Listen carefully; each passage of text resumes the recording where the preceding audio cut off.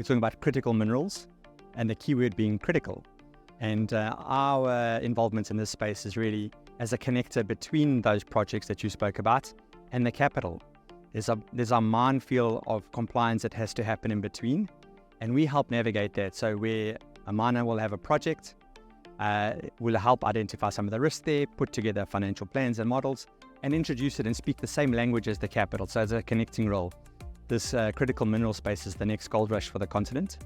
And we got to get ourselves ready for it. There's a recipe to follow, and we want to follow that. We want to help people make the most of their projects. So international investors are preoccupied globally with other concerns. From an African perspective, we're blessed with having a wealth of critical minerals on the continent. And the focus is perhaps not on the continent and critical minerals right now from a global perspective. That's where the opportunity is.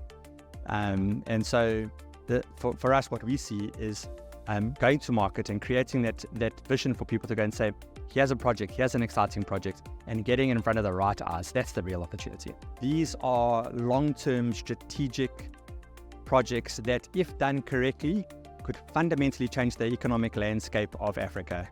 And it's got to be a win-win scenario between commerce, between government, between social compacts that exist, and that's where the conflict's got to be.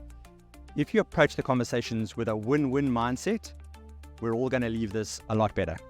So for me, the one message that came through quite loud and clear was the logistics behind making these projects a reality. I see opportunity for the continent in that particular space. The language from the US and from the UK this morning was important. It was about how do we get the benefits for the continent?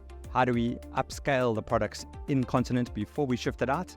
And that will help alleviate a lot of the logistic issues behind it.